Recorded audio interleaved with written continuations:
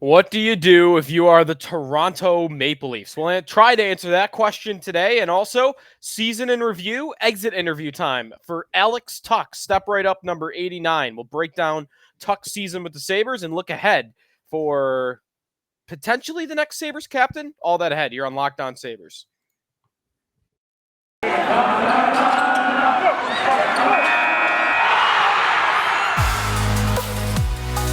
You're Locked On Sabres, your daily podcast on the Buffalo Sabres. Part of the Locked On Podcast Network, your team every day.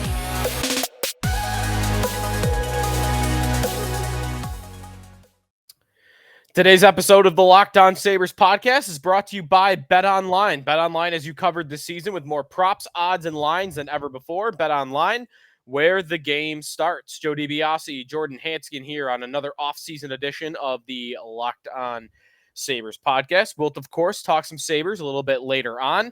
Alex Tuch, season in review. Also looking ahead with number 89 for the Buffalo Sabres. We'll discuss his year coming up in a little bit. Follow us on Twitter. I'm at Sneaky Joe Sports. Jordan's at JR Hanskin. Jordan, how are the playoffs going for you? How are the playoffs going? I'll feel better when Calgary wins. Is that because you bet Calgary or because you're just rooting for them because they're Calgary? No, I bet Calgary to win the cup. Oh, duh, that's right. Without that, what else do I have in this world? Well, I'm rooting for you because my Stanley Cup dream of seeing Anze Kopitar and the LA Kings is dead. They had it. They were up 3-2. And they went out like they went in. Without offense. Dull. Yeah. Dull is how they did that. Yeah, the Kings are out. The Leafs are out. We'll talk about them. Who else is out? Well, at time of recording, Boston's we don't know out. Penguins and Rangers because Game 7, Pittsburgh and New York is going on right now. Boston's out. We're always like that. Hate to see stuff like that. Hate to see the Wake Forest basketball coach is a big hockey guy now. I had a conversation with him on Twitter. Okay, he's into the Hurricanes. I'm assuming you mean he was the siren sounder guy. Okay, right. For the third for period. Game 7. Yeah, I was talking to him. I was like, "Are you a hockey guy now?" Because he was talking about how similar hockey is to basketball. It was very interesting. Yeah, and he said he needs a hobby. So what we've got today is some playoff talk, but mainly regarding the Toronto Maple Leafs. Did you watch all of Game 7, Leafs and Lightning? I did. Oh man, Game 6 too. Game 6 is one of the best hockey games I feel like I've ever seen. Really? Seen? Maybe that's a little recency bias going on. Game 6 was awesome though. Game 6, the overtime, back and forth, both teams offensive. Game 7, man. I mean, the Leafs, you just knew deep down, right, that they were going to blow it? They had to win Game 6. If they didn't win Game 6, they were not going to win. And I know every year it's this feels different. They're really good. They get very nervous. That rink last night was dead silent for the most of the game. I just felt it was just nervy. Awful. Yeah. Yeah. I've seen that with the Capitals. Before the Capitals won the cup, that was the Capitals. They were always like that. When a game mattered, when it was Game 7, they're just sitting there clenched. They're nervous. You see the whites in their knuckles, right? They're just constantly unnerved. They're terrified. It's the Leafs. That is the Leafs now. They need to make it easy on themselves, but they just can't seem to do it. Throughout this entire series, I thought they were, for the most part, the better team. But it's one team knew how to win when they needed to, and one team didn't. And it really goes to show. And I thought once again, Tampa Bay, they're really good. They're not as good as they used to be. But when push comes to shove, when they need somebody to show up, somebody always does. Vasilevsky was the one that I thought showed up in Game 7. Yeah. And it just looked very simple for him. And they got what they needed and they won. They pulled it out. So good for them. I do think Florida's better than them, but I do too. We'll talk about that when we get there. So what do you do if you're Toronto? It's just pure hilarity. 6 years in a row that they have lost in the opening round of the playoffs. It's the same group. It's Matthews, it's Marner, Tavares has been around for 5 of those. The same GM, Kyle Dubas. Now it's the same coach, Sheldon Keefe, for 3 of them. It was Babcock before that, obviously. Willie Nylander, Morgan Riley. Like, we're talking about the same core of players. And as we even talked about these games, like, they were a bounce away. They were Ilya Mikheyev putting a rebound away in Game 6 overtime from suddenly Matthews and Marner and Tavares, all these guys aren't chokers because of something that Ilya Mikheyev could have done in Game 6 overtime. But all that being said, like, they're great. We know they're great. They're incredible every regular season.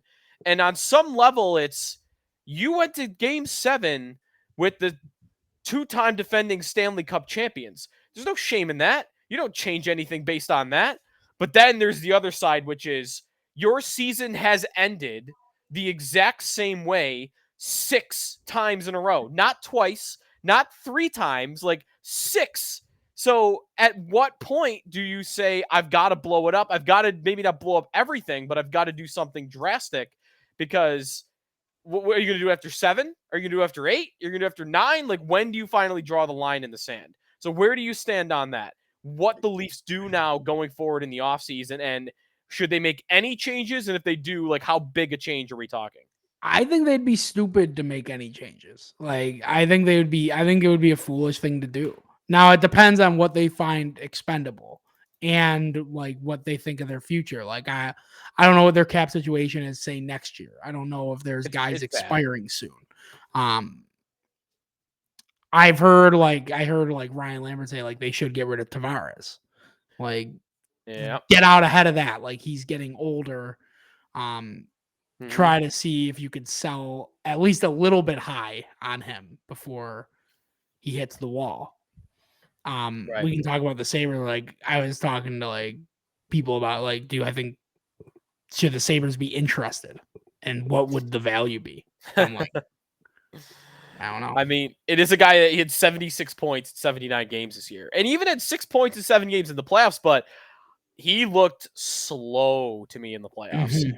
I mean, so you're a no. You're a no. I'm a no. You want to keep all speeds for the Sabres. Yeah, I mean, he's $11 million a year for 3 more years. Yeah. If Toronto came to me and said they'll take half the salary, I'm in, but not at that cap hit. $11 million for him right now, to me, is crazy.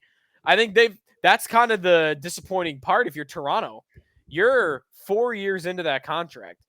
The value, you've already burnt it up, like a lot of it.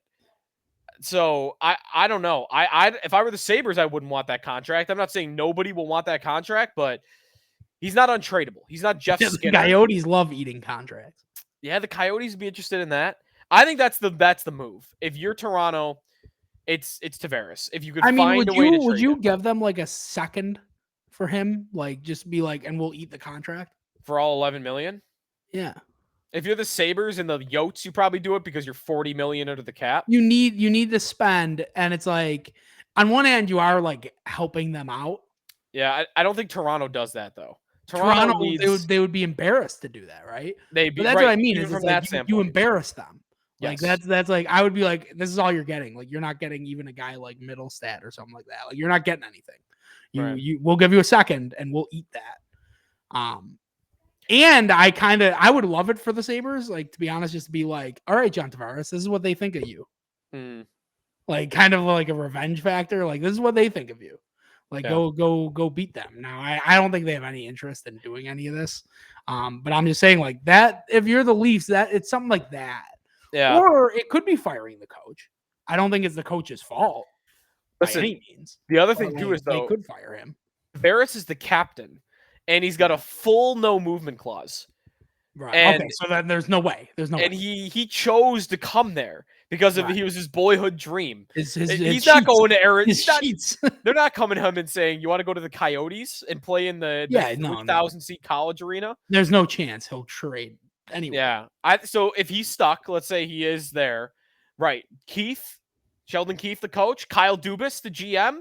Keefe's the expendable one. Kyle Dubas. But like, Kyle Dubas, I'm sorry, you said Keefe. Keefe is the expendable. Keefe is the expendable one. Like, because that's classic. Like, oh, it's the coach's fault. What about Willie? What about Willie Nylander? What would you be surprised if the Leafs are like, okay, we're gonna get rid of Sheldon Keefe and time for Barry Trotz to come in here and bottle things down. Perfect timing. Let's go. Right? Like, doesn't that seem like a very like Leafs thing to do? And then all the players like halfway through the season, they're not doing super well, and all the players hate Barry Trotz. I just envision Barry Trotz, just all the players in the room. He just bangs down the door. Let's get gritty. Yeah, it's like, are you guys ready to stop scoring 5 goals? Yeah. You guys ready to win some 2-1 hockey games? Like, they might be a little bit better or maybe better suited for the playoffs if he's coaching. But it's like they're gonna hate it. The players are gonna hate it. But and 3 years from now, they're gonna be the Islanders. But they might get a cup out of it because the talent level's higher. They could. They have a better team than the Islanders did. And Barry Trotz did get the most of the Capitals. I mean, he wore out his welcome quick. But like, would you sacrifice like fun for the cup? I would. Quick. He won the cup, and they still said we hate you and we're done. Right. They they didn't bring him back after they won the cup. I would sacrifice fun for a championship for sure. And I guess the question is like, will the Leafs like want to do that? Yeah. So the Leafs, by the way, going into next season, have $7.8 million in space, and they do not have a goalie under contract. Actually, excuse me, they have Peter Mrazek under contract, but they don't have Jack Campbell, their starting goaltender, under contract.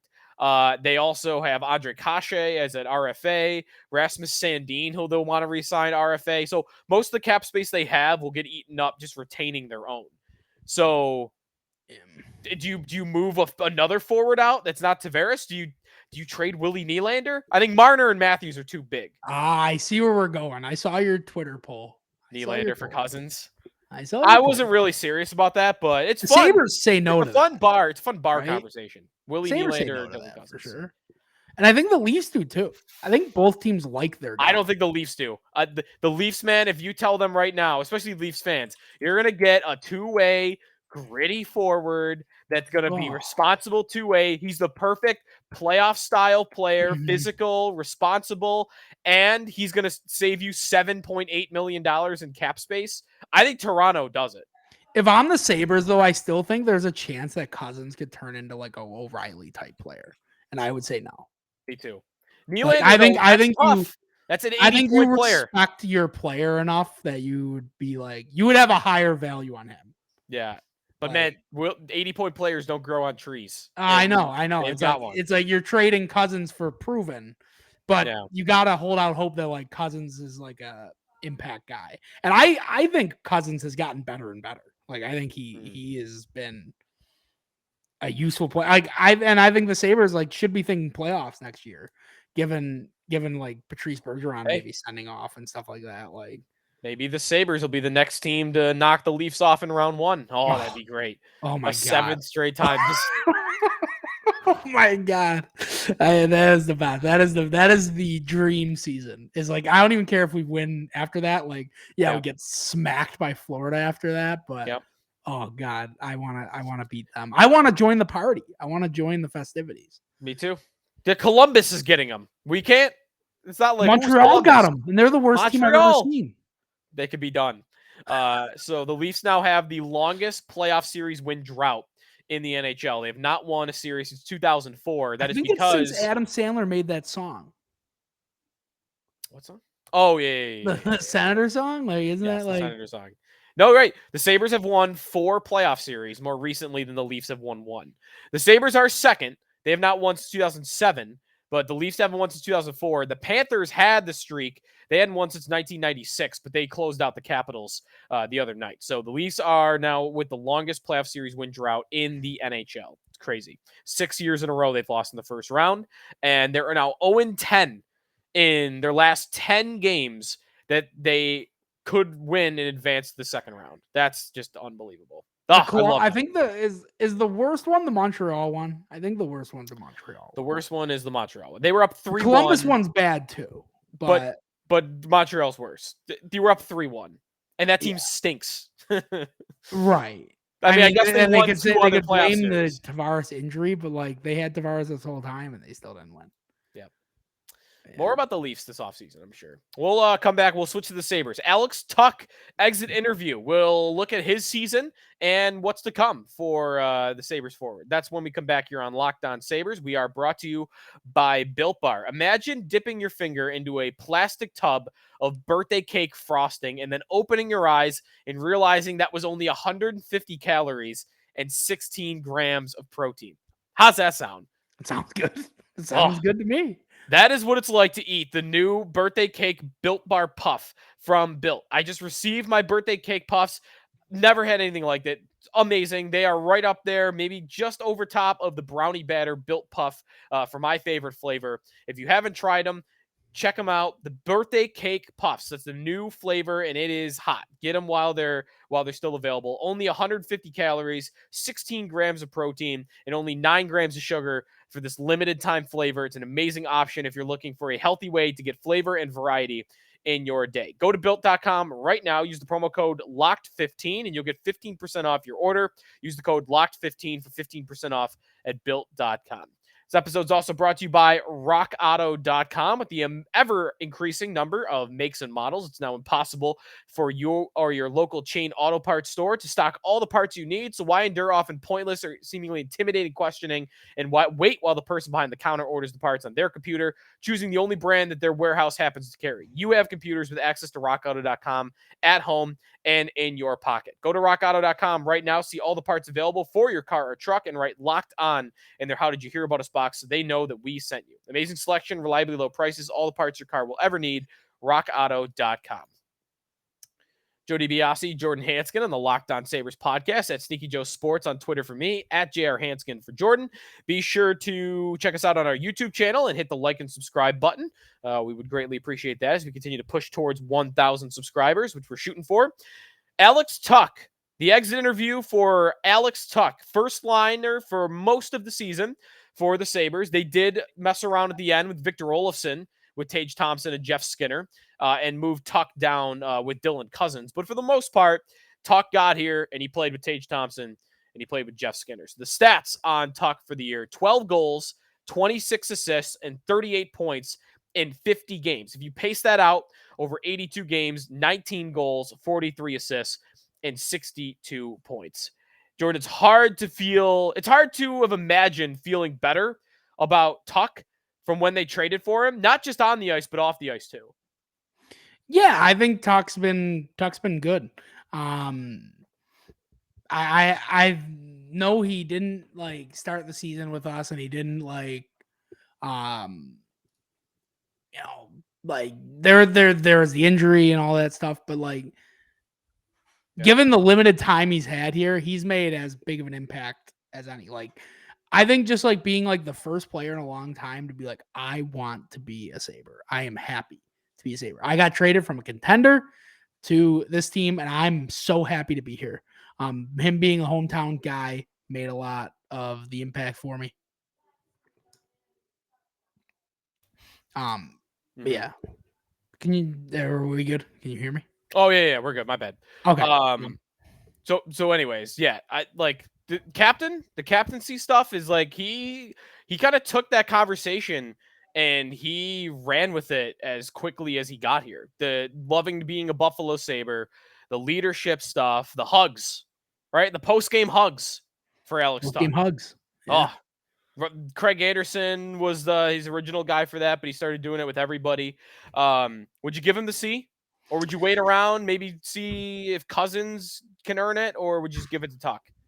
I mean, is it him and Cozens, and then dark horses like Dahlin and Tage, even though I Dahlin just seems like a quiet A guy. Yeah. And I think Tage might be that. Tage could be a captain, I think he's gotten better with that stuff. I don't know what he was at UConn and stuff, but he's not quite the raw leader guy, though. Right? That's the thing too. It's personality based, right? Yeah. And I think Tuch kind of exudes the captaincy vibe to me, and Cozens might too. But I think hometown thing too. I think there is a lot to it. But I mean, it's the player's call. It almost always is. Nobody just hands somebody one. Like the players usually pick. I think Eichel was like the one. I don't know if the players picked him. I don't know if you could like. I think they just gave it to him. I think they just gave it to him. Yeah. And like, who knows if that led to things in the locker room Well, too. the downside of that, I would trust this group enough to be able to choose their own guy, but the last time they had them choose their own captain, it did not go well. Remember they had like the locker That was room. the Palmville Vanek. No, not that one. That one Lindy Oh. decided. That one was the one that you see it in the video. Vanek is pissed. Vanek wanted that team. Vanek wanted to be like, this is my team. I'm gonna put him on my back. I'm gonna lead them. Like he had that in him. He wanted that. He wanted that captaincy. And Lindy gave it to Pominville. And I think a lot of the talk at the time at that point was Lindy had just had a pretty strong captain in Drury that would push back. Like when Lindy was over practicing them, Drury would show up into his office and be like, "You're working us too hard. Like we're taking tomorrow off." Like he would get into it with Lindy about that. And I think he maybe saw that in Vanek a little bit. And that's like, you want that, I think, out of your captain. But I think he chose Pominville because he knew Pominville's just a good soldier. Yeah. Pominville, though, exuded captaincy traits, too. He did. Not Vanek, like, right. Vanek was a different type of. But it is like Vanek wanted it and he didn't get it. Oh, yeah. And he was pissed. He wanted it and he didn't get it. Now, that wasn't the one, though, where they chose on their own. Lindy chose that. When they chose on their own, they took like a locker room poll and they picked Craig Rivet, who had just got there like a month before. And you knew at that point.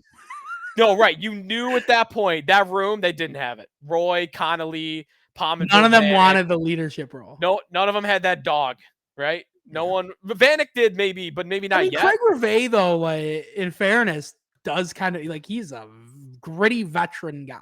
Yes, but they didn't even know who he was. That is funny. That is funny. Like, and he was never like a great player, but he was like, that guy's been around. I think what I want to see. I want to see a Drury Briere situation. Let's go co-captains. Let's go Cozens and Tuch co-captains.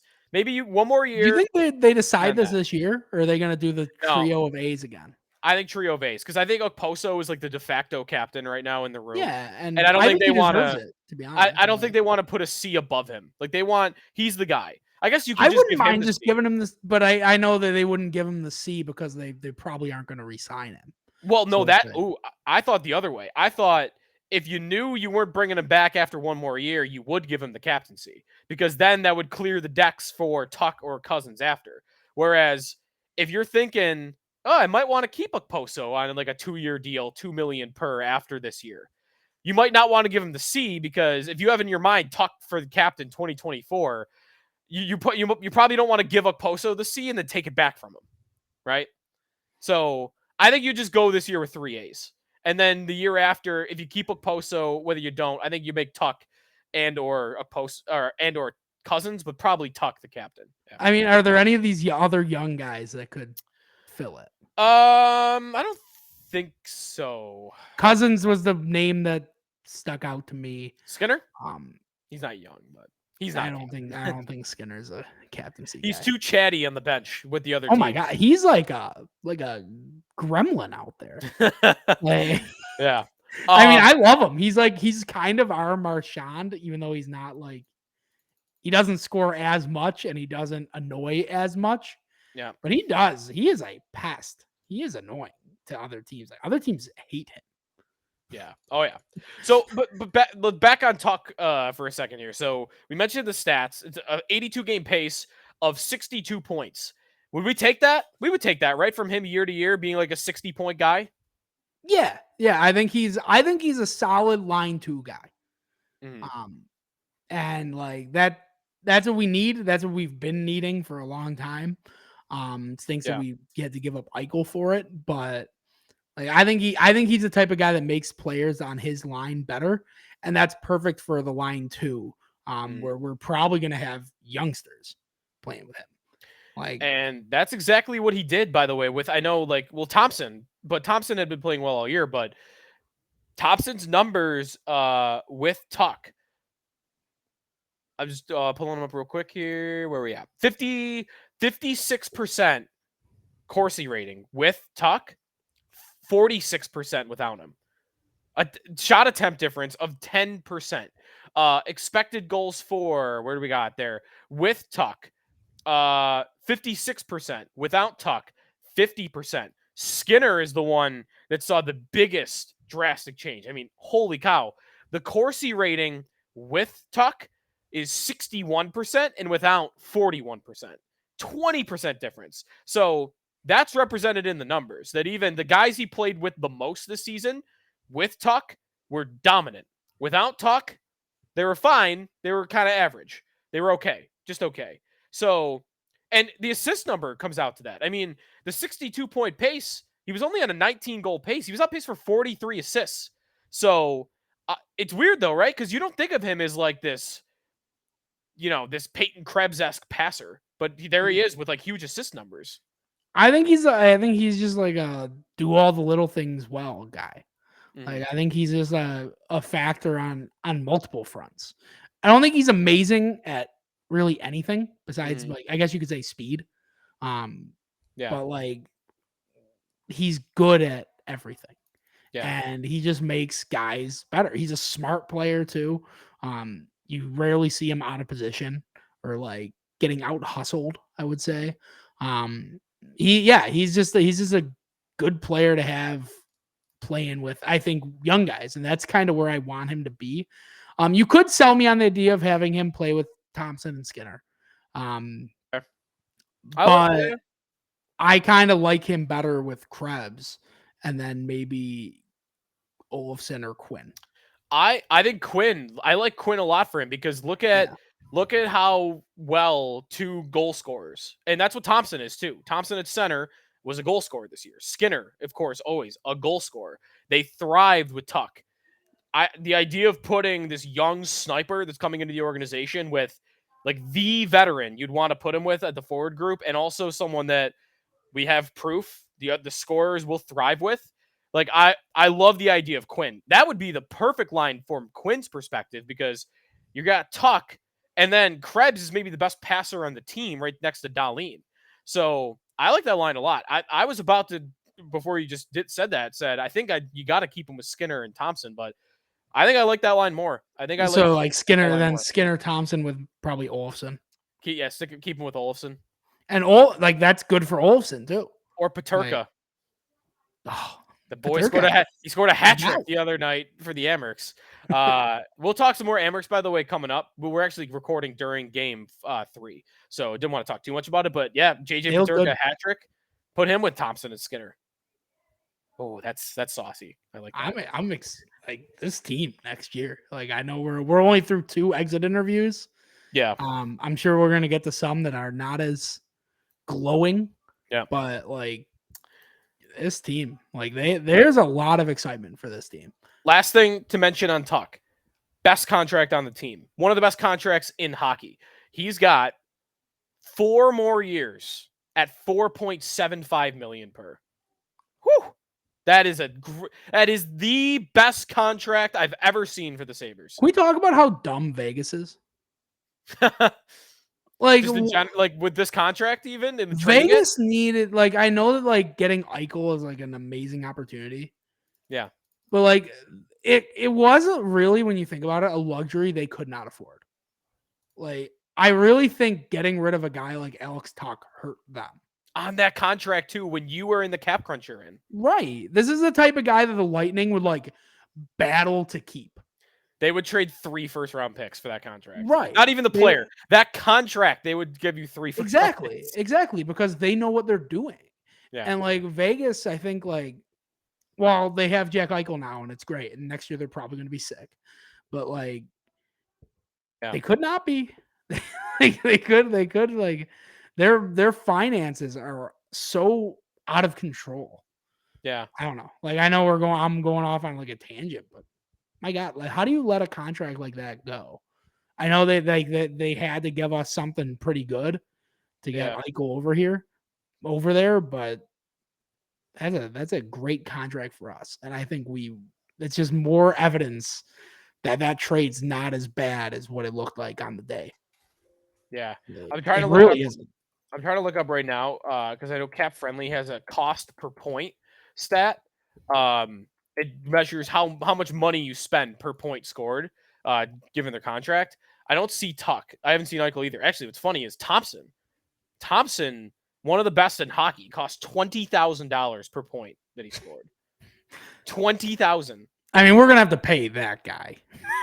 Not for a couple more years, though. If he keeps playing like that, we're gonna have to pay him. All right, that's going to do it for us here on the Locked On Sabres podcast, covering Alex Tuch and the Leafs, and we'll talk more Amherst coming up as they continue their playoff run against the Utica Comets in the middle of Game 3 right now. So I think it's 3-3 going into overtime, but obviously we don't know what's going to happen yet there. So that's coming up, and I think next what we'll be doing is Dylan Cozens. We talked a lot about Cozens today, but we'll do our season review, our exit interview with Dylan Cozens on our next show. So be sure to follow us on Twitter. I'm at Sneaky Joe Sports. Jordan's at JR Hanskin. Hope you're enjoying the playoffs, and come back for more next time here on the Locked On Sabres podcast. We are brought to you by BetOnline. BetOnline as you covered the season with more props, odds, and lines than ever before. BetOnline, where the game starts. Talk to you tomorrow here on Locked On Sabres.